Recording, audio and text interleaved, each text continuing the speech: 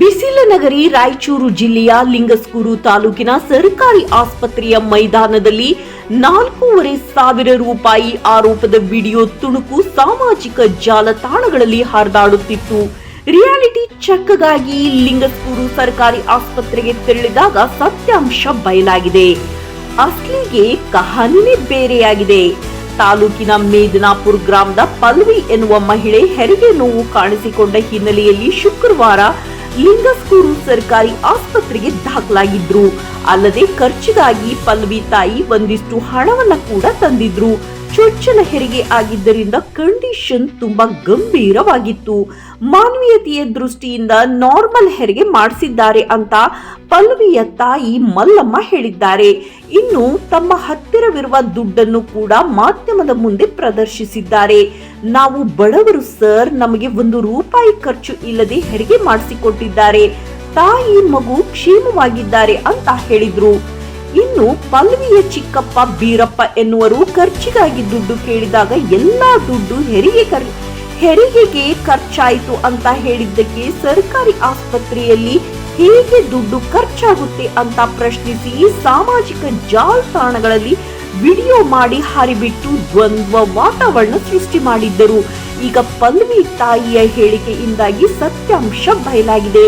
ಪಲ್ವಿ ಹೆರಿಗೆಗಾಗಿ ಸರ್ಕಾರಿ ಲಿಂಗಸ್ಕೂರು ಆಸ್ಪತ್ರೆಯಲ್ಲಿ ಯಾವ ನರ್ಸ್ ಕೂಡ ಹಣಕ್ಕೆ ಡಿಮ್ಯಾಂಡ್ ಮಾಡಿಲ್ಲ ಎನ್ನುವುದು ನಿಜವಾಗಿದೆ. ವರದಿ ಶಂಕರ್ ಪವಾರ್, ಗದಗ ಸುದ್ದಿ ನಂಬರ್ 1. ಪಲ್ಲವಿನಾ? ಸರಿ, ಎಲ್ಲ ಹೆಂಗಾಯ್ತಾ ಮೇಲೆಲ್ಲ ಟ್ರೀಟ್ಮೆಂಟು? ಚೆನ್ನಾಗಾಯ್ತಾ? ಮತ್ತೇನು ದುಡ್ಡು ಏನಾದರೂ ಕೇಳಿದ್ರಾ ಇಲ್ಲಿ? ದುಡ್ಡು ಕೇಳಿಲ್ಲ. ಸರಿ, ಯಾವಾಗ ಬಂದಿದ್ರಿ ನೀವು? ಎಲ್ಲ ಟ್ರೀಟ್ಮೆಂಟ್ ಯಾವ ಥರ ಕೊಟ್ಟರು ಇಲ್ಲಿ? ಚೆನ್ನಾಗಿ ಕೊಟ್ರಾ?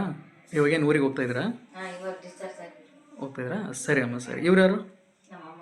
ಹೌದಾ? ಸರಿ ಅಮ್ಮ, ಸರಿ, ಓಕೆ. ಯಾಕೆ ಬಂದಿದ್ರಿ ಇಲ್ಲಿಗೆ? ನಾವು ಡೆಲಿವರಿಗೆ ಕರ್ಕೊಂಡು ಬಂದಿವ್ರಿ. ಯಾವ ಊರಮ್ಮ ನಿಮ್ಮದು? ನಾವು ಮೇದಿನಾಪುರ ಸರ್. ಹೌದಾ? ಏನು ಬಾಣಂತಿ ಹೆಸರು? ಪಲ್ಲವಿ ಅಂತನಾ? ಚೊಚ್ಚಲರಿಗೆ? ಚೊಚ್ಚಲರಿಗೆ ಸರ್. ಸರಿ ಅಮ್ಮ, ಮತ್ತೆ ಹೆಂಗಾಯ್ತು ಹೆರಿಗೆಲ್ಲ? ಚೆನ್ನಾಗಾಯ್ತು. ಅದೊಂದು ಸ್ವಲ್ಪ ಕಷ್ಟ ಇತ್ತು ರೀ.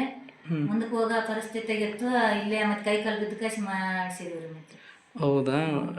ಮತ್ತೆ ಚೆನ್ನಾಗಿ ಮಾಡೋಕ್ಕೇನು ದುಡ್ಡು ಏನಾದ್ರು ಕೊಟ್ಟಿದ್ರು ಅವ್ರಿಗೆ? ಏನು 1 ರೂಪಾಯಿ ಕೇಳಲ್ರಿ, ನಾವು ಕೊಟ್ಟಿಲ್ಲ ಅವ್ರಿಗೆ. ಏನು ಇವಾಗ ಮತ್ತೆ ನಿಮ್ಮ ಮೈದನದವರು ಏನೋ ವಿಡಿಯೋದಲ್ಲಿ ಹೇಳಿದ್ರಲ್ಲ, ಅದೇನು? ಈಗ ಮತ್ತೆ ಕುಡಿದ ಕಸಿ ಸ್ವಲ್ಪ ಪ್ರಾಕೃತಿ ಸಿಗುತ್ತಂದು ಅಲ್ಲಿ ಏನು ಹೋರಾಟ ಮಾಡಕ್ಕೆ ಬಂದಿದ್ರು ಸರ್. ಅವ್ರು ಕೂಡ ಜೊತೆ ಆಗಿಬಿಟ್ಟಾರೆ. ಮತ್ತೆ ಏನು ಜೊತೆಗೆ ಇದು ಮಾಡಿದಾರ? ಸರಿ, ಈಗ ದುಡ್ಡು ಎಲ್ಲಿದೆ? ಅದು ದುಡ್ಡು ಇಲ್ಲೇ ಐತೆ ಸರ್, ನಮ್ಮ ಕೈಯಾಗ ಐತೆ. ನಾವೇನು ಮನೆಗೇನು ಹೋಗಿಲ್ರಿ. 3 ದಿನ ಆಯ್ತು ಇಲ್ಲೇ ಬಂದು ಕುಂತೀನಿ. ನಮ್ಮ ಮನೆ ಗಂಡು ಮಕ್ಕಳನ್ನು ಬಂದಿಲ್ಲ ಅಂತ ಕುಡ್ದಕ್ಕೆ ನನಗೆ ಕಳಿಸಿದ್ವಿ. ನಾವು ದುಡ್ಡಿಲ್ಲ ಅಂತ ನಾವು ಒಬ್ಬಾಕಿದ್ದೀನಿ ಸರ್. 3 ದಿನ ಆಯ್ತು ಬಂದಿಲ್ಲ. ಇದೊಂದು ಇದಿದ್ದು ಸಮಸ್ಯೆ ಇದ್ದದಕ್ಕೆ ನಾನು ಇಷ್ಟೊತ್ತಿಗೆ ಡಿಸ್ಚಾರ್ಜ್ ಆಗಿತ್ತು. ಇದೊಂದು ಮುಗಿಸ್ಕಳಿಸಿ ಹೋಗ್ಬೇಕಂತ ನಾನು ಕುಂತ್ಕೊಂಡಿದ್ದೆ ಸರ್. ಹೌದಾ? ಸರಿ ಸರಿ. ನೀವು ಯಾರಿಗಾದರೂ ನರ್ಸ್ಗಳಿಗೆ ದುಡ್ಡು ಕೊಟ್ಟಿದ್ರಾ ಹೆರಿಗೆ ಮಾಡ್ಸಕ್ಕೆ? ಸರ್ ಅವ್ರು ಕೇಳಿಲ್ಲ. ಯಾರೂ ಕೇಳಿಲ್ಲ? ಕೇಳಿಲ್ಲ ಸರ್. ಎಷ್ಟು ದುಡ್ಡು ತೊಗೊಂಬಂದಿದ್ರಿ ನೀವು ಅಲ್ಲಿಂದ? ನಾವು 4,300 ತಂದಿದ್ವಿ ರೀ. 300-400 ಊಟಕ್ಕೆ ಖರ್ಚಾಗ್ಯದ. ಇನ್ನು ಇದು 4,000 ರೂಪಾಯಿ 200 ಕಡಿಮೆ ಐತೆ ಸರ್. ಅಷ್ಟು ಉಳಿದಿದಾವ? ಸರಿ ಸರಿ ಸರಿ. ಯಾಕೆ ನಿಮ್ಮ ಮೈದನದವ್ರು ಆ ಥರ ಆರೋಪ ಮಾಡಿದ್ದು?